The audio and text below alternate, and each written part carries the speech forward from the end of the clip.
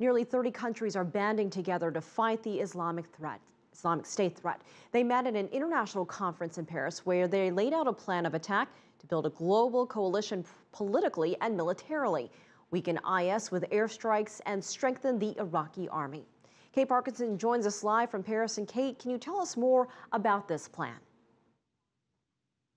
Well, details are sketchy. They certainly didn't say much at the end of the conference, but it does seem that the United States' efforts in the past week or so to build a coalition to tackle the Islamic State militants in Iraq has paid off, and certainly the military details do appear to be falling into place. Certainly at the end of the conference, the French Foreign Minister Laurent Fabius said all of the countries represented had backed military action to help Iraq fight the Islamic State militants. And of course, France has already sent its fighter jets over into Iraq to carry out reconnaissance missions, taking it one step closer to becoming the first ally to join the United States in its bombing campaign in Iraq.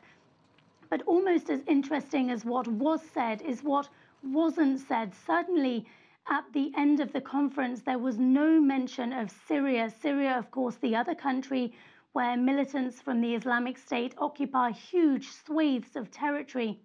But there was no mention of Syria or how the international community plans to tackle the Islamic State militants in Syria. Certainly that will pose a much bigger diplomatic challenge. Syria was not represented at the conference here in Paris today, nor was Iran, which is Syria's closest ally, but also the most influential neighbor of Iraq, certainly among Iraq's Shiite majority. And Iran's absence here in Paris certainly illustrates just how difficult it is to carry out joint action in the Middle East.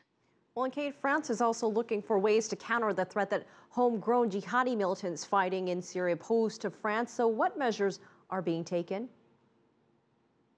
Well, absolutely. And this is something France is taking incredibly seriously. The French Interior Minister said there are estimated to be around 1,000 French citizens or residents that are either currently fighting with the Islamic State inside Syria or Iraq or are planning to go there. And this is something that France is extremely concerned about, and the French Parliament are debating a law which will give authorities greater powers of surveillance for anyone suspected of being radicalized and planning to travel to Iraq or Syria, and also greater powers to detain people when they return, certainly restricting their travel movements or seizing their identity documents if they're suspected of returning from Syria and Iraq and having been involved in the fighting over there. Certainly Western countries are increasingly concerned about European fighters heading to Iraq and Syria, and these concerns have been significantly heightened in recent weeks as we've seen 3 videos now allegedly showing the brutal murders of Western hostages and the knife-wielding militant in those videos speaking with a British accent. All right, CCTV's Kate Parkinson reporting live from Paris.